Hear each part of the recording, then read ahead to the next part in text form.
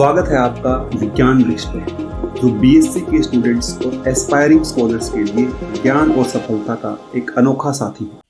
दोस्तों, विज्ञान वृक्ष के ऑनलाइन प्लेटफॉर्म के ऊपर आप सबका स्वागत है। आज हम पढ़ने वाले हैं एक इम्पोर्टेंट टॉपिक जिसका नाम है फोटो इलेक्ट्रिक इफेक्ट।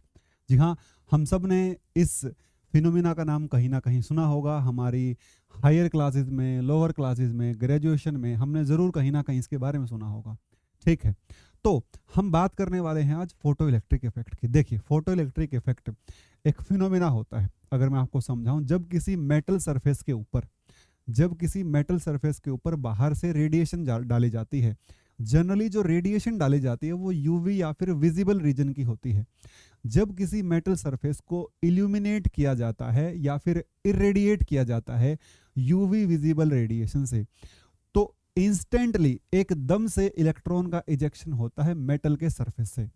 ठीक है, इस फिनोमिना को कहते हैं फोटो इलेक्ट्रिक इफेक्ट। यहाँ पर एक खास बात होती है कि जो यूवी विजिबल रेडिएशन का जो फोटोन आ रहा है या फिर जो यूवी विजिबल रेडिएशन आ रही है, उसकी फ्रीक्वेंसी मेटल की इलेक्ट्रॉन से बाइंडिंग एनर्जी के बराबर या उससे ज़्यादा होनी चाहिए। मतलब एक critical minimum value of energy होती है।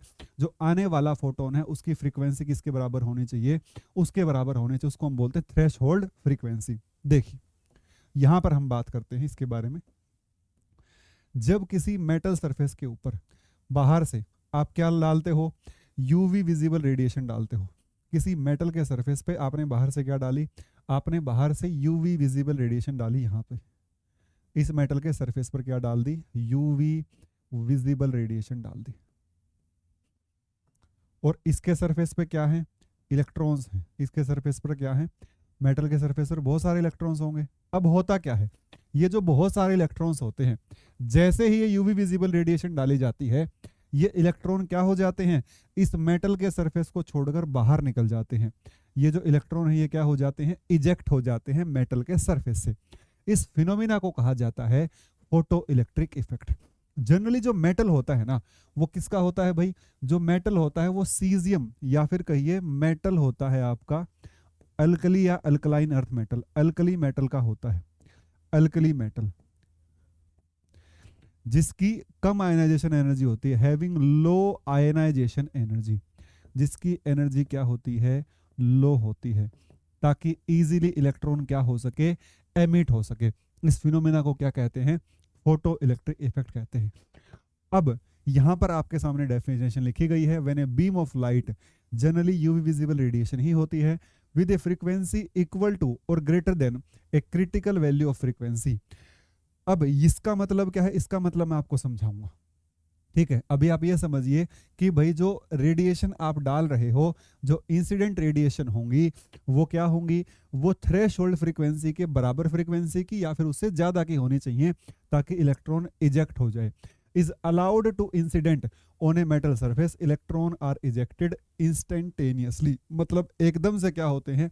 इलेक्ट्रॉन जो है वो इजेक्ट हो जाते हैं from the surface of metal. This phenomena is known as photo electric effect. इसे हम क्या कहते हैं? फोटो इलेक्ट्रिक इफेक्ट कहते हैं। उसके बाद इसकी बहुत सारी एप्लीकेशन होते हैं, जैसे कि सोलर सेल आपके इसी फिनोमिना के ऊपर काम करते हैं। जितने भी सोलर बैटरीज हैं वो इसी फिनोमिना के ऊपर जो है वो काम करती हैं। ठीक है, बहुत सारे एप्लीकेशंस होते हैं, हम वहां नहीं जा रहे।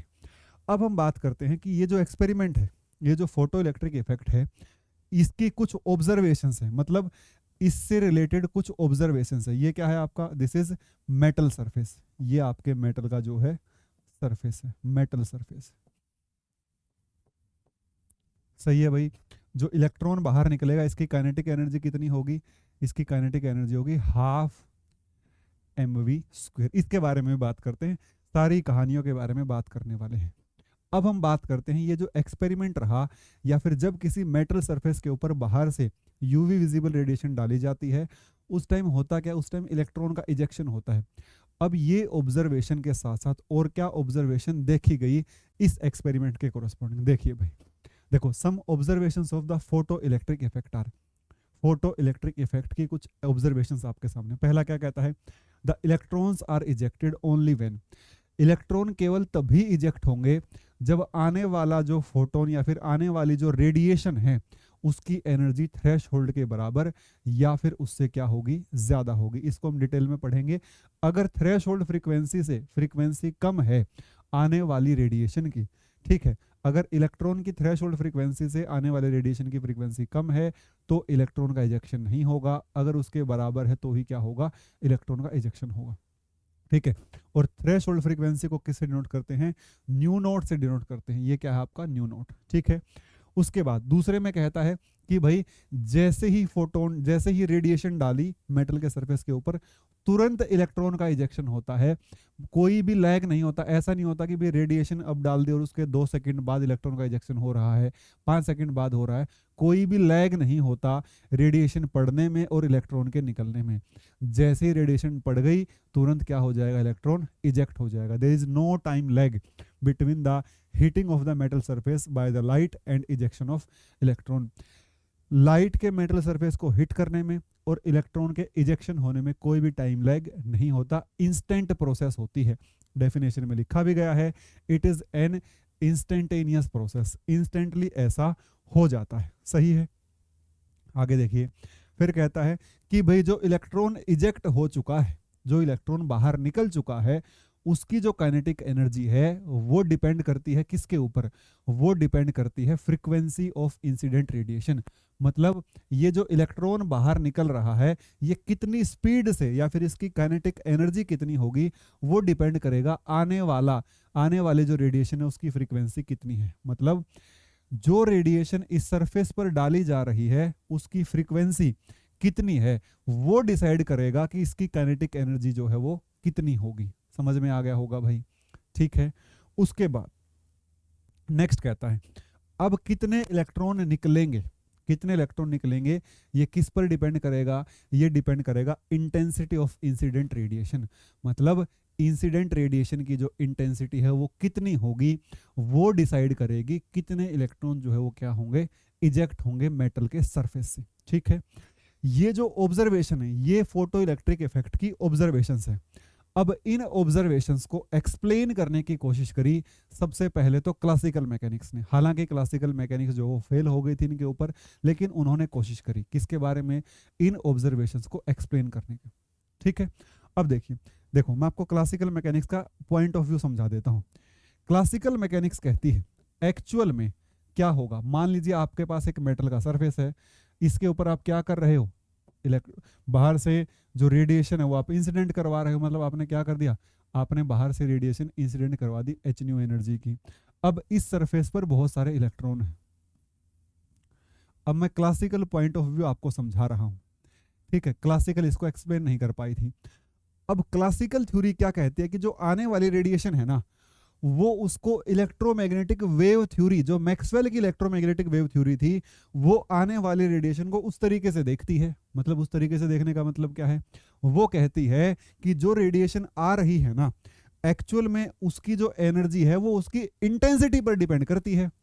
इसका मतलब क्या हुआ, इसका मतलब ये हुआ कि भाई जैसे जैसे आने वाली रेडिएशन की इंटेंसिटी बढ़ेगी वैसे वैसे इसकी एनर्जी भी बढ़ जाएगी। ऐसा कहना है क्लासिकल मैकेनिक्स का। फिर से मैं आपको समझा देता हूं, इधर देखिए, यहां पर लिखा गया according to classical theory the energy of light या फिर energy of radiation depend upon intensity. Classical mechanics में हम सुनते थे भाई हाई इंटेंसिटी का मतलब क्या है, हाई एनर्जी, ऐसा हम सुनते थे। फिर से कहता हूं, हाई इंटेंसिटी का मतलब क्या, हाई एनर्जी से समझा जाता था क्लासिकल मैकेनिक्स में। ठीक है, आगे ऐसा होता नहीं है, इसको किसी और तरीके से बताया जाएगा बाद में। यहां पर लिखा है thus if the surface of metal is continuously irradiated by light of any frequency। अगर, इसका मतलब क्या है, इसका मतलब तो ये है कि भाई अगर मेटल के सरफेस को फिर किसी भी फ्रीक्वेंसी से रेडिएट कर दो, कुछ टाइम के बाद तो इलेक्ट्रॉन रिजेक्ट हो ही जाएगा। The electron should keep on gaining the energy and ultimately the energy should become so high that electrons should leave the metal atom, but this doesn't happen at all। पर ऐसा होता नहीं है। मैं ये कहना चाहता हूँ, मान लीजिए इस इलेक्ट्रॉन की जो बाइंडिंग एनर्जी है, ये जो इलेक्ट्रॉन है इसकी थ्रेशहोल्ड फ्रीक्वेंसी कितनी है, मैं मान लेता हूँ, मान लीजिए 2 इलेक्ट्रॉन वोल्ट क्या है इसकी थ्रेशहोल्ड फ्रीक्वेंसी है इस इलेक्ट्रॉन की। ठीक है, थ्रेशहोल्ड फ्रीक्वेंसी है ऑफ, थ्रेशहोल्ड फ्रीक्वेंसी कितनी है, मैंने लिख दिया nu naught is equal to 2 electron volt. मतलब इस इलेक्ट्रॉन को यहां से निकालने के लिए 2 इलेक्ट्रॉन वोल्ट एनर्जी चाहिए, यही मतलब होता है इसका। तो अब इसका और मतलब क्या निकाल सकते हैं, इसका और मतलब हम निकाल सकते हैं इस तरीके से, ध्यान से देखिए, ध्यान से देखिए भाई। अब अगर क्लासिकल थ्योरी को सही माना जाए, अगर क्लासिकल थ्योरी को सही माना जाए तो भाई यहां पर क्या कहा जाता है भाई, जो एनर्जी है ना भाई वो इंटेंसिटी के प्रोपोर्शनल होती है, इंटेंसिटी के। ये किसके अकॉर्डिंग है, ये क्लासिकली बोला जा रहा है। ये कैसा बोला जा रहा है, क्लासिकली लिख सकते हैं ऐसा, classically energy is proportional to intensity. मतलब अगर मैं इंटेंसिटी बढ़ा दूंगा तो एनर्जी बढ़ जाएगी। इसका मतलब क्या, इसका मतलब ये कि भाई अगर मैं बाहर से यूवी विजिबल लाइट डाल रहा हूं, ठीक है, और जिसकी फ्रीक्वेंसी क्या है, जिसकी फ्रीक्वेंसी 1 इलेक्ट्रॉन वोल्ट है या फिर 0.5 इलेक्ट्रॉन वोल्ट आने वाली रेडिएशन की फ्रीक्वेंसी है, तो होना क्या चाहिए यहां पर जो इलेक्ट्रॉन बैठा हुआ है ये सबसे पहले क्या कर ले, सबसे पहले 0.5 इलेक्ट्रॉन वोल्ट को एब्जॉर्ब कर ले, फिर से 0.5 को एब्जॉर्ब कर ले, फिर से 0.5 को एब्जॉर्ब कर ले, और फिर से 0.5 को क्या कर ले, एब्जॉर्ब कर ले। मतलब अगर बाहर से जो लाइट है वो कॉन्टिन्यूअसली आ रही है, मतलब उसकी इंटेंसिटी बढ़ाने से ही एनर्जी बढ़ रही है, तो इसका मतलब क्या है, बाहर से इंटेंसिटी बढ़ाते रहो। मतलब इंटेंसिटी का मतलब क्या होता है, नंबर ऑफ फोटोन होता है। एक्चुअल में इंटेंसिटी का मतलब होता है कि एक यूनिट एरिया के ऊपर कितने फोटोन एक सेकंड में गिर रहे हैं। ये क्लासिकली माना जाता था कि जो एनर्जी है ना वो किसके प्रोपोर्शनल होती है, इंटेंसिटी के प्रोपोर्शनल होती है। और इंटेंसिटी क्या होती है भाई, इंटेंसिटी होती है एक यूनिट सरफेस एरिया के ऊपर। मान लीजिए इसका एरिया क्या है, unit surface area, area per second कितने फोटोन गिर रहे हैं, number of photon on unit surface area per second is known as intensity. इसे हम क्या कहते हैं, इंटेंसिटी कहते हैं भाई। अब यहां पर क्या कह रहा है भाई, आप एक काम करिए, आप और ज्यादा एनर्जी डालते चले जाइए, मतलब इंटेंसिटी बढ़ा दीजिए, ठीक है। अगर ऐसा होता तो ये क्या कर लेता, 0.5 0.5 0.5 0.5 को एब्जॉर्ब करके और खुद की एनर्जी को कितना बना लेता, 2 इलेक्ट्रॉन वोल्ट बना देता, और फिर यहां से निकल जाता, फिर यहां से क्या हो जाता, आउट हो जाता। लेकिन ऐसा होता नहीं है, ऐसा होता नहीं है। या फिर आप ये कहिए, क्लासिकल मैकेनिक्स कहती है कि एक जो सोर्स है ना, जो रेडिएशन का सोर्स है, वो कितनी भी एनर्जी एमिट कर सकता है, वो कॉन्टिन्यूअस सोर्स ऑफ एनर्जी है। मतलब वो एनर्जी एमिट किए जा रहा है, एमिट किए जा रहा है, एमिट किए जा रहा है। कोई भी सोर्स होगा, जैसे ब्लैक बॉडी में हमने पढ़ा था, ठीक है। जब वो एनर्जी कॉन्टिन्यूअसली यहां तक आ रही है तो क्या होगा, जब एनर्जी कॉन्टिन्यूअसली यहां तक आ ही रही है तो ये क्या कर लेगा, धीरे धीरे एनर्जी एब्जॉर्ब करता चला जाएगा। 0.5 0.5 ऐसा 4 बार में क्या कर लेगा, एनर्जी एब्जॉर्ब कर लेगा, फिर बाहर निकल जाएगा। लेकिन ऐसा कभी भी होता नहीं है, क्योंकि एनर्जी कॉन्टिन्यूअसली आती ही नहीं। एनर्जी जो आती है वो पैकेट की फॉर्म में, मतलब इन छोटे छोटे टुकड़ों की फॉर्म में एनर्जी आती है। जो किसने कहा, जो प्लैंक ने कहा। एनर्जी जो है, देखो ये छोटा सा टुकड़ा, ये छोटा सा टुकड़ा, ये टुकड़ा, ये टुकड़ा, ये टुकड़ा, ये भी टुकड़ा, एनर्जी जो है वो ब्रेक होकर टूट कर एनर्जी आती है, पैकेट्स की फॉर्म में एनर्जी आती है। ऐसा कहा मैक्स प्लैंक ने 1900 में। और इसी को यूज करते हुए एल्बर्ट आइंस्टीन ने 1905 में इस फिनोमिना को एक्सप्लेन कर दिया, जिसको क्लासिकल मैकेनिक्स एक्सप्लेन नहीं कर पाई थी। क्लासिकल मैकेनिक्स के सबसे बड़े फेलियर्स में से आता है फोटो इलेक्ट्रिक इफेक्ट को एक्सप्लेन ना कर पाना, ब्लैक बॉडी रेडिएशन को भी एक्सप्लेन ना कर पाना। एक और फिनोमिना आता है स्पेसिफिक हीट ऑफ सॉलिड, वो भी क्लासिकल मैकेनिक्स एक्सप्लेन नहीं कर पाई थी दोस्तों। जिसकी वजह से कौन आता था, जिसकी वजह से एक नई साइंस का निर्माण हुआ था, जिसे हम कहते हैं क्वांटम मैकेनिक्स। हम उधर नहीं जा रहे, एक बार फोटो इलेक्ट्रिक इफेक्ट की ही बात करते हैं। तो यहाँ पर हमने देखा भाई जो क्लासिकल मैकेनिक्स है वो फेल हो जाती है इन ऑब्जर्वेशंस को एक्सप्लेन करने में। इसी तरीके से क्लासिकल मैकेनिक्स कहाँ फेल हो गई थी, हमने ब्लैक बॉडी रेडिएशन में भी पढ़ा कि जो क्लासिकल मैकेनिक्स है वो भी ब्लैक बॉडी रेडिएशन का जो बिहेवियर है वो कम वेवलेंथ और ज्यादा वेवलेंथ पर बता पा रही थी, ठीक है। वो हर वेवलेंथ पर उनका बिहेवियर बता नहीं पा रही थी। याद करिए हमने कहा था वीन्स लॉ और दूसरा क्या कहा था, रेले जीन्स लो। हमने कहा था जो वीन्स है वो कम वेवलेंथ पर एक्सप्लेन कर पाता है और जो रेले जीन्स है वो हाई वेवलेंथ पर एक्सप्लेन कर पाते हैं। ठीक है, इसी तरीके से ये जो ऑब्जर्वेशंस हैं इनको भी क्लासिकल मैकेनिक्स जो है वो एक्सप्लेन नहीं कर पाई थी। ठीक है, इनको एक्सप्लेन कौन करते हैं, इनको एक्सप्लेन करते हैं एल्बर्ट आइंस्टीन। ठीक है, उनके बारे में बात करते हैं आगे बढ़ने से पहले। दोस्तों, अगर आप भारत में किसी भी कॉलेज, किसी यूनिवर्सिटी से बीएससी कर रहे हैं, ग्रेजुएशन में हैं, तो आपके लिए हमारे पास आपके कंप्लीट सेमेस्टर का जो कोर्स है वो उपलब्ध है। वीडियो लेक्चर्स की फॉर्म में कंप्लीट कोर्स हमारे पास अवेलेबल है। पहला, दूसरा या फिर आप किसी भी पांचवा छठा किसी भी सेमेस्टर में हो, 3 या 4, 5 या 6 किसी भी सेमेस्टर में अगर आप हैं तो आपके कंप्लीट सेमेस्टर का कोर्स हमारी ऐप के ऊपर अवेलेबल है। और उसकी जो कीमत है वो बहुत नॉमिनल है, मतलब इतनी कम कीमत पर कोर्स अवेलेबल है। आप एक बार डेमो लेक्चर जरूर चेक करिए और जैसे मैं अभी आपको पढ़ा रहा हूँ ऐसे ही लेक्चर आपको वहां पर भी अवेलेबल हो जाएंगे। ठीक है, साथ के साथ जो मैं यहाँ पर नोट्स लिख रहा हूँ ये सारी चीजें आपको वहां पर अवेलेबल हो जाएंगी पीडीएफ की फॉर्म में। ठीक है, दूसरी बात, अगर आप एमएससी करना चाहते हैं तो सीयूईटी पीजी के कोर्सेज, मतलब कि भाई अगर आप एमएससी करना चाह रहे हैं, आप बीएससी थर्ड ईयर में हैं, आपका एमएससी करने का सपना है, तो सीयूईटी पीजी जो एमएससी एंट्रेंस का पेपर होता है उसके भी कोर्सेज हमारे पास अवेलेबल है। विद टेस्ट सीरीज हमारे पास सब कुछ अवेलेबल है। अगर आप थोड़ा सा और बेहतर जगह से एमएससी करना चाहते हैं तो हमारे पास आईआईटी से एमएससी करने के लिए जो अलग से एंट्रेंस एग्जाम होता है, आईआईटी जेम का पेपर, जिसको आईआईटी स्पेशली कंडक्ट करती हैं ताकि आपका जो एडमिशन है वो आईआईटी में हो जाए, आप आईआईटी से एमएससी कर सको, उसका भी कोर्स हमारे पास अवेलेबल है। और इस कोर्स को पढ़ने का सबसे बेस्ट टाइम होता है आपका थर्ड सेमेस्टर। जब आप थर्ड सेम में हो जाओ तो आप इसकी तैयारी करना शुरू कर सकते हो। और यहाँ पर जब आप फोर्थ सेमेस्टर में हो तो आप सीयूईटी पीजी का प्रिपरेशन करना भी स्टार्ट कर सकते हो, क्योंकि इतना समय लग जाता है। ठीक है, ताकि जैसे आप ग्रेजुएशन के लास्ट सेमेस्टर में हो, आप उसके बाद जब एंट्रेंस एग्जाम दो तो आप इन दोनों में बहुत अच्छी रैंक हासिल कर सको। उसके बाद अगर आप एमएससी के स्टूडेंट हैं तो आईआईटी गेट और सीएसआर नेट के कोर्सेज भी हमारे पास उपलब्ध हैं, जिसको वेल एक्सपीरियंस्ड और बेहतरीन तरीके से पढ़ाया गया है, वेल एक्सपीरियंस्ड फैकल्टी के द्वारा पढ़ाया गया है। उस गेट के थ्रू आपको मिलती है पब्लिक सेक्टर यूनिट्स, पीएसयूज में फर्स्ट क्लास ऑफिसर लेवल की जॉब मिलती है। आप आईआईटी से एमटेक कर सकते हैं और पीएचडी के दौरान आपको फेलोशिप भी मिल जाती है।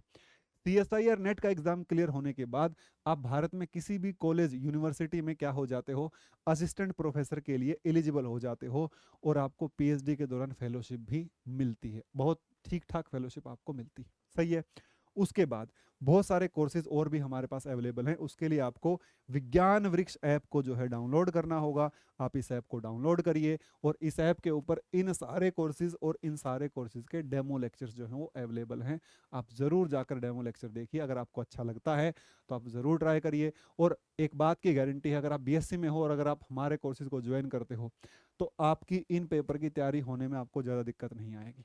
ठीक है, तो अब बात करते हैं दोस्तों फोटो इलेक्ट्रिक इफेक्ट की जो एक्सप्लेनेशन है जो आइंस्टीन ने दी थी। उन्होंने क्या कहा था, देखिए उन्होंने कहा था कि भाई जो बाहर से आने वाली रेडिएशन है, जो बाहर से आने वाली रेडिएशन है वो पैकेट्स की फॉर्म में आ रही है, जैसा कि मैक्स प्लैंक ने कहा था 1900 में। एक्चुअल में आइंस्टीन ने प्लैंक रेडिएशन लॉ को यूज करते हुए, या फिर कहिए प्लैंक की जो थ्योरी है, पैकेट्स की फॉर्म में जो एनर्जी आती है, किसी भी सोर्स से जो एनर्जी आती है वो कॉन्टिन्यूस नहीं पैकेट की फॉर्म में आती है। आइंस्टीन ने उस थ्योरी को यूज किया और फोटो इलेक्ट्रिक को एक्सप्लेन किया, जैसा कि यहाँ पर लिखा भी हुआ है। यहाँ पर लिखा गया है Einstein use Planck quantum theory. Einstein ने किसको यूज किया है भाई, प्लैंक क्वांटम थ्योरी को यूज किया है to explain the effect, photo electric effect को बताने के लिए। सही है, उन्होंने कहा according to Planck theory each quantum of light is called photon and has energy equal to h nu। Her quantum या फिर क्वांटा ऑफ लाइट कहिए, बल्कि यहाँ पर क्वांटा आएगा थोड़ा सा और बेटर लगेगा ये मेरे अकॉर्डिंग। अगर यहाँ पर क्वांटा आ जाएगा ना, ईच क्वांटा ऑफ लाइट, अगर मैं यहाँ पर क्वांटा मेंशन कर दूं तो वो थोड़ा सा और बढ़िया रहेगा। जो लाइट का हर एक क्वांटा है ना, उसकी जो एनर्जी होती है वो किसके बराबर होती है भाई, यहाँ पर लिखा गया है एच न्यू के ही जो है वो बराबर होती है। Each quanta of light has energy equal to h nu. When photon strike the metal atom it transfer the energy to electron. मतलब जब एच न्यू एनर्जी का फोटोन मेटल पर गिरता है तो वो खुद की सारी एनर्जी किसको दे देता है, मेटल को दे देता है, मतलब इलेक्ट्रॉन को दे देता है। मतलब क्या कहना चाहते हो सर? मैं ये कहना चाहता हूँ भाई, जब यहाँ से इलेक्ट्रॉन आएगा, यहाँ से सॉरी फोटोन आएगा, मतलब एच न्यू एनर्जी का फोटोन आएगा, वो जैसे ही इस इलेक्ट्रॉन से टकराएगा, इससे टकराएगा, अपनी सारी एनर्जी किसको दे देगा? इस इलेक्ट्रॉन को दे देगा। सही है। इसके बाद क्या होगा जी? इसके बाद ये कहानी होगी भाई। इसके बाद अगर अगर जो आने वाला फोटोन है उसकी फ्रीक्वेंसी या उसकी एनर्जी उसकी थ्रेशोल्ड एनर्जी से ज्यादा है, तो वो उतनी एनर्जी तो यूटिलाइज कर लेगा किस में? इजेक्ट होने में, जितनी थ्रेशोल्ड एनर्जी है, और बची हुई एनर्जी को किस में यूटिलाइज कर लेगा? खुद की काइनेटिक एनर्जी को बढ़ाने में यूटिलाइज कर लेगा। ये क्या कहना चाहते हो आप? मैं ये कहना चाहता हूं, देखिए, अगर मेटल का सरफेस आपका इस तरीके से है, सही है, अगर ये मेटल का सरफेस है, ठीक है भाई, और बाहर से आप क्या कर रहे हो? बाहर से आपने डाला फोटोन, मतलब एच न्यू एनर्जी का आपने क्या डाल दिया? फोटोन डाल दिया। अब या फिर न्यू फ्रीक्वेंसी कह लीजिए। अब यहाँ पर बहुत सारे इलेक्ट्रॉन्स हैं, बहुत सारे इलेक्ट्रॉन्स हैं जिनको क्या करवाना है? जिनको इजेक्ट होना है। ठीक है। अब पहले स्टेप में क्या बोल रहा है? अब क्लासिकल मैकेनिक्स कह रही थी जो एनर्जी आती है वो कॉन्टिन्यूस आती है, ठीक है, और वही उसके फेल होने का कारण था। यहाँ पर क्या कहा गया भाई? यहाँ पर कहा गया जो एनर्जी आ रही है ना, वो कॉन्टिन्यूस नहीं आ रही। वो किस तरीके से आ रही है? वो इस तरीके से आ रही है, पैकेट की फॉर्म में। सही है। मतलब ये छोटे छोटे पैकेट, हर पैकेट की एनर्जी कितनी है? ये जो पैकेट दिखाई दे रहा है इसकी एनर्जी कितनी है? H new. जैसे ही एक पैकेट एक इलेक्ट्रॉन से टकराएगा, तो अब इस इलेक्ट्रॉन की भी कुछ ना कुछ बाइंडिंग एनर्जी है। मतलब कितनी है? जैसे कि यहाँ पर बाइंडिंग एनर्जी कितनी है? H nu note. सही है। तो जो पहला स्टेप यहाँ पर लिखा गया ना, पहली एक्सप्लेनेशन यहाँ पर लिखी गई, यहाँ पर कहना चाहता है कि भैया अगर अगर न्यू बड़ा हुआ न्यू नोट से, मतलब एच न्यू बड़ा हुआ एच न्यू नोट से, तो जितनी एनर्जी एच न्यू नोट के बराबर है, मतलब इस एच न्यू नोट के बराबर एनर्जी तो किस में यूज कर लेगा ये इलेक्ट्रॉन? यहां से खुद को दूर करने में यूज कर लेगा। और जो ज्यादा एनर्जी बच गई उसको किस में यूटिलाइज कर लेगा? उसको खुद की काइनेटिक एनर्जी को बढ़ाने में यूटिलाइज कर लेगा। मतलब ये कहना चाहता है, अगर एच न्यू एनर्जी का फोटोन आया बाहर से, तो उसमें से एच न्यू नोट एनर्जी, मतलब इतनी एनर्जी तो यूज कर लेगा खुद को मेटल सरफेस से हटाने में, मतलब खुद को आयनाइज करने में। और जो बची हुई एनर्जी इसकी एक्स्ट्रा रह जाएगी उसको किस में यूज कर लेगा? खुद की काइनेटिक एनर्जी को बढ़ाने में यूज कर लेगा। ये कहना चाहता है, खुद की काइनेटिक एनर्जी को इंक्रीज करने में जो है वो यूटिलाइज कर लेगा, जैसा कि यहाँ पर लिखा भी गया है। और अगर एच न्यू या फिर कहिए न्यू छोटा हुआ न्यू नोट से, मतलब आने वाले फोटोन की जो इंडिविजुअल पैकेट है उसकी एनर्जी इसकी बाइंडिंग एनर्जी से कम हुई, या फिर इसकी फ्रीक्वेंसी इसकी थ्रेशोल्ड फ्रीक्वेंसी से कम हुई, थ्रेशोल्ड फ्रीक्वेंसी से कम होगी तो एनर्जी भी कम होगी, उस टाइम कोई भी इलेक्ट्रॉन का इजेक्शन नहीं होगा। No ejection of electron, no ejection of electron, electron का कोई इजेक्शन नहीं होगा। ऐसा यहाँ पर लिखा भी गया है। देखिए, जैसे ही वो मेटल के सरफेस से टकराएगा सारी एनर्जी इलेक्ट्रॉन को दे देगा, इलेक्ट्रॉन आयनाइज हो जाएगा। अगर आयनाइज होने के लिए इतनी एनर्जी में से, एच न्यू एनर्जी में से जितनी एनर्जी आयनाइज होने के लिए चाहिए वो तो आयनाइजेशन में यूज कर लेगा, और बाकी को क्या कर लेगा? बाकी को खुद की काइनेटिक एनर्जी को जो है वो इंक्रीज करने में क्या कर लेगा? यूज कर लेगा। सही है भाई। इस एच न्यू का दो जगह यूज होगा, आयनाइजेशन करने में और खुद की काइनेटिक एनर्जी बढ़ाने में। मैथमेटिकली हम लिख सकते हैं एच न्यू बराबर h nu naught plus half m v square. सही है। हम यहाँ से ये भी लिख सकते हैं h nu is equal to h nu naught plus kinetic energy, बिल्कुल लिख सकते हैं भाई। उसके बाद आगे वाली लाइन में लिखता है if frequency of incident light is equal to threshold value, अगर इंसिडेंट लाइट की जो फ्रीक्वेंसी है वो थ्रेशोल्ड वैल्यू से कम रही तो कोई भी इलेक्ट्रॉन का इजेक्शन नहीं होगा, जैसा कि मैंने आपको बताया, क्योंकि फिर वो आयनाइज ही नहीं कर पाएगा। अगर ये एच न्यू इसकी आयनाइजेशन से भी कम है तो आयनाइज ही नहीं होगा, इलेक्ट्रॉन निकलेगा ही नहीं, तो फिर कहाँ की काइनेटिक एनर्जी? समझ में आ गया होगा। इसके बाद आगे कहता है क्वांटम मैकेनिकली जो इंटेंसिटी होती है ना, वो होती है भाई एक यूनिट सरफेस एरिया के ऊपर एक सेकंड में कितने फोटोन गिर रहे हैं। और यहाँ पर क्या आया? यहाँ पर ऑब्जर्वेशन आया कि भाई जो नंबर ऑफ इलेक्ट्रॉन इजेक्टेड है ना वो किसके ऊपर डिपेंड कर रहे हैं? इंटेंसिटी पर डिपेंड कर रहे हैं। मतलब इंटेंसिटी बढ़ाने का मतलब क्या है? बाहर से नंबर ऑफ फोटोन बढ़ाना। मतलब ये देखिए, अगर मैं कहूँ यहाँ पर इस तरीके की कहानी है, अगर मैं कहूं मैं अगर अब यहाँ पर क्या हो रहा है, मान लीजिए अब यहाँ पर 100 फोटोन 1 सेकंड में गिर रहे हैं एक यूनिट सरफेस एरिया के ऊपर। अगर मैं इसकी इंटेंसिटी बढ़ाऊं ना, इसका मतलब क्या, अब मैं 100 से 110 फोटोन करने जा रहा हूं या फिर 100 से 200 फोटोन करने जा रहा हूं, तभी तो इंटेंसिटी बढ़ी हुई कहूंगा इसकी। अब 100 फोटोन कितने इलेक्ट्रॉन को निकल पाएंगे, 100 को, और 200 फोटोन कितने इलेक्ट्रॉन को निकल पाएंगे, 200 इलेक्ट्रॉन को निकाल पाएंगे। और 100 फोटोन अगर 1 सेंटीमीटर स्क्वायर एरिया पर गिर रहे हैं 1 सेकंड में, या फिर 200 फोटोन 1 सेंटीमीटर स्क्वायर एरिया पर 1 सेकंड में गिर रहे हैं, तो किसकी इंटेंसिटी ज़्यादा है, मैं आपको ये बताना चाहता हूँ। अगर यहाँ पर ये हमने बात करी पहली ऑब्जर्वेशन की, ठीक है, अब हम बात करेंगे दूसरी ऑब्जर्वेशन की। मान लो हमारे पास दो सरफेस इस तरीके से हैं, सही है, ऐसे हैं। अब यहाँ पर इंटेंसिटी कितनी है देखो, अब यहाँ पर आने वाली जो रेडिएशन है इसकी इंटेंसिटी कितनी है, ये देखो, एक रेडिएशन यहाँ आ रही है और एक रेडिएशन यहाँ आ रही है, ठीक है। अब मैं कहता हूँ इसकी इंटेंसिटी है, इसकी इंटेंसिटी है 100 फोटोन पर सेंटीमीटर स्क्वायर पर सेकंड। यहाँ पर कितनी है, 200 फोटोन, मैं मानकर आपको समझाने के लिए बोल रहा हूँ बस, पर सेकंड। अब यहाँ पर इलेक्ट्रॉन कितने, सरफेस पर तो बहुत सारे इलेक्ट्रॉन होते हैं, पता ही नहीं कितने होते हैं। तो ये जो फ्रीक्वेंसी या फिर ये जो लाइट है, ये जो कंडीशन है, इसमें 100 इलेक्ट्रॉन ही बाहर निकल पाएंगे। लेकिन इसमें कितने बाहर निकल पाएंगे, इसमें भैया 200 इलेक्ट्रॉन जो है वो बाहर निकल पाएंगे। इसका मतलब क्या, इसका मतलब क्या है, इसका मतलब ये है कि भाई जैसे जैसे इंटेंसिटी बढ़ेगी, मतलब मैं number of photon, number of packets बढ़ा रहा हूँ, और जैसे जैसे नंबर ऑफ पैकेट्स बढ़ेंगे, नंबर ऑफ इलेक्ट्रॉन जो है वो इजेक्टेड क्या होते चले जाएंगे, इंक्रीज होते चले जाएंगे। समझ में आ रहा होगा आपको, क्लियर है। तो यही चीज़ यहाँ पर मेंशन्ड भी है, यही चीज़ यहाँ पर मेंशन भी है, ये दिखाई दे रही होगी आपको दूसरी, ठीक है भाई। क्वांटम मैकेनिकली नंबर ऑफ या फिर intensity of radiation means number of photon hitting the metal surface per unit time increases, hence increase in intensity, increase in intensity, increase in number of photon and hence number of ejected electron। यहाँ पर लिखा गया है, अगर अगर मैं कहूँ quantum mechanically intensity of radiation means the number of photon hitting the metal surface per unit time increases. यहाँ पर आ जाएगा क्या, यहाँ पर एक वर्ड लिख लेना भाई, यहाँ पर लिख लेना increases. So increase in intensity means increase in number of photon.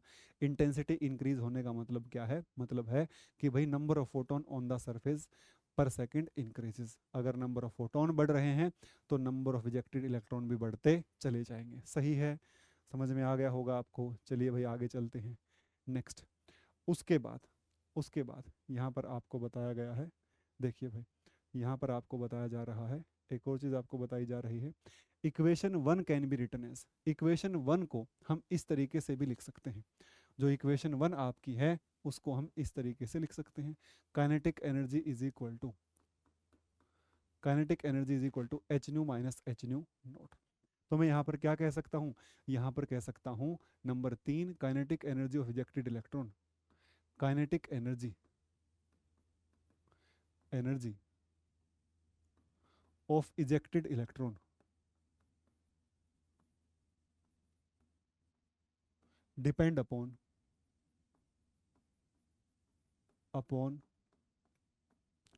frequency of incident radiation। Kinetic energy of ejected electron depend upon frequency of incident radiation, मतलब जो थर्ड पार्ट ऑब्जर्वेशन में था उसको एक्सप्लेन किया जा रहा है। The kinetic energy of ejected electron depend upon frequency of incident radiation. देखो पहले वाले को रिप्रेजेंट कर दिया, दूसरे वाले को भी कर दिया, और फोर्थ वाले को भी कर दिया। अब किसको किया जा रहा है भाई, अब बचा है केवल थर्ड। थर्ड में क्या कहा था, जो काइनेटिक एनर्जी इजेक्टेड इलेक्ट्रॉन की है वो किस पर डिपेंड करता है, वो फ्रीक्वेंसी ऑफ इंसिडेंट रेडिएशन पर डिपेंड करता है। वही बात प्रूव करने की कोशिश कर रहा है। जो इक्वेशन 1 हमने लिखी थी वो हमने लिखी थी भाई इस तरीके से, ठीक है, ठीक है। उसके बाद बल्कि आप ये लिखिए भी मत, इसको लिखने की जरूरत है नहीं, क्योंकि नीचे यही बता रहा है नंबर थर्ड, इसको बस नंबर थर्ड ले लीजिए आप, कोई दिक्कत वाली बात नहीं है, ये नंबर थर्ड है। जो इक्वेशन 1 हमने लिखी है ये जो इक्वेशन लिखी थी यहाँ पर, ये क्या लिखी थी भाई, एच न्यू बराबर h nu naught plus kinetic energy. Kinetic energy क्या होगा, H nu minus h nu note. ये रहा भाई। काइनेटिक एनर्जी बराबर हम लिख सकते हैं, जो काइनेटिक एनर्जी है ये क्या होगा, H nu minus h nu note. This implies, यहाँ से क्या लिख सकता हूँ, काइनेटिक एनर्जी बराबर एच और यहाँ पर न्यू माइनस न्यू नोट लिख दूंगा। यहाँ पर क्या लिख दूंगा, न्यू माइनस न्यू नोट। तो अब आपको पता है कि भाई ये जो थ्रेश होल्ड है ये तो आपकी क्या है, फिक्स है। ये तो क्या है, फिक्स। बदलेगा कौन, इंसिडेंट की फ्रीक्वेंसी। और काइनेटिक एनर्जी के सामने इंसिडेंट की फ्रीक्वेंसी का जो साइन है वो पॉजिटिव है। मतलब जितनी ज्यादा इंसिडेंट की फ्रीक्वेंसी होगी उतनी ही ज्यादा क्या होगी, काइनेटिक एनर्जी भी होगी इजेक्टेड इलेक्ट्रॉन की। सही है। तो यहाँ पर लिख रहा है, it shows that kinetic energy of ejected electron emitted of the electron emitted varies linearly with the frequency of incident radiation। जैसे जैसे फ्रीक्वेंसी बढ़ती चली जाएगी इजेक्टेड इलेक्ट्रॉन की जो काइनेटिक एनर्जी है वो भी बढ़ती चली जाएगी। अगर मैं यहाँ पर ग्राफ बनाऊं तो आपको दिखाई देगा यहाँ पर इस तरीके से। देखिए, अगर हम यहाँ ग्राफ बनाते हैं किसका, इसी का, तो हमें क्या दिखाई देगा, एक साइड में प्लॉट करता हूँ भाई फ्रीक्वेंसी, इधर में प्लॉट करता हूँ काइनेटिक एनर्जी। काइनेटिक एनर्जी को मैं इस साइड प्लॉट करता हूँ, ऊपर की साइड, और इधर क्या प्लॉट करता हूँ, फ्रीक्वेंसी को। सही है। तो ग्राफ कैसा दिखाई देगा आपको, जो है ऐसा ग्राफ जो है वो दिखाई देगा। मतलब इसका मतलब क्या हो गया सर, इसका मतलब ये हो गया भाई, यहाँ तक, यहाँ तक ये क्या है आपका, ये है आपका न्यू नोट। यहाँ तक तो आपका क्या होगा, इलेक्ट्रॉन इजेक्ट। भाई यहाँ तक, इतनी फ्रीक्वेंसी तक तो आपका इलेक्ट्रॉन ही इजेक्ट नहीं होगा। जैसे ही इलेक्ट्रॉन इजेक्ट हो जाएगा तो उसके बाद फ्रीक्वेंसी बढ़ेगी तो काइनेटिक एनर्जी बढ़ती चली जाएगी। और इसका स्लोप क्या होगा, इसका स्लोप होगा आपका, स्लोप होगा आपका एच। मतलब स्लोप क्या होगा, प्लैंक कांस्टेंट होगा, मतलब एच होगा। एच की वैल्यू क्या होती है, 6.626 गुणा 10 की power minus 34 joule second, minus 34 joule second. ठीक है भाई, इसको क्या कहते हैं, इसको कहते हैं प्लैंक कांस्टेंट। इसकी वैल्यू क्या होती है, 6.626 गुणा 10 की पावर माइनस 34 जूल सेकेंड। और हम क्या कर सकते हैं, प्लैंक कांस्टेंट एक कांस्टेंट है और प्लैंक कांस्टेंट की वैल्यू भी हम इसके स्लोप से बता सकते हैं। मतलब किसी मेटल का सरफेस लेंगे, उसके ऊपर बाहर से फोटोन डालेंगे, बाहर से रेडिएशन डालेंगे। अब उन रेडिएशन की फ्रीक्वेंसी बढ़ाते चले गई तो उसके हिसाब से इस इजेक्टेड इलेक्ट्रॉन की काइनेटिक एनर्जी भी बढ़ती चली जाएगी। और दोनों को हम इस तरीके से प्लॉट कर लेंगे और फिर हम क्या कर लेंगे भाई, स्लोप निकाल लेंगे, d y by d x. तो स्लोप हमें किसकी वैल्यू दे देगा, प्लैंक कांस्टेंट की जो वैल्यू है वो हमें दे देगा। तो यहाँ से हम और क्या निकाल सकते हैं, यहाँ से हम प्लैंक कांस्टेंट की वैल्यू भी फाइंड आउट कर सकते हैं, जो हमारे पास कितनी आएगी, जो हमारे पास आएगी 6.626 इंटू 10⁻³ -34। सही है। इसको मैं लिख सकता हूँ, this is equal to h. और एच होता क्या है, एच होता है 6.626, 6.626 गुणा 10 की पावर माइनस 34 जूल सेकंड। ये होता है जी प्लैंक कांस्टेंट। तो दोस्तों, अगर आपको ये वीडियो अच्छी लगी है तो इस वीडियो को लाइक करना, इस चैनल को सब्सक्राइब करना और वीडियो को शेयर करना ना भूलें। सब्सक्राइब करने का कोई भी पैसा नहीं लगता है और आपको ऐसी ऐसी बहुत सारी वीडियोस हमारे चैनल पर और भी मिल जाएंगी। अपने दोस्तों में इस सेशन को शेयर कर दीजिएगा ताकि सब बच्चों को क्वालिटी कंटेंट जो है वो मिल सके। इस लेक्चर की जो स्लाइड है आपको हमारे टेलीग्राम चैनल के ऊपर मिल जाएंगी। आप हमारे टेलीग्राम चैनल को डिस्क्रिप्शन में दिए गए लिंक से ज्वाइन कर सकते हैं। और हमारी ऐप जो है विज्ञान वृक्ष, जिसके ऊपर सारे कोर्सेज के डेमो उपलब्ध हैं, वो भी आप डिस्क्रिप्शन से डाउनलोड कर सकते हैं। थैंक यू सो मच दोस्तों, मिलते हैं आपसे अगली वीडियो के अंदर।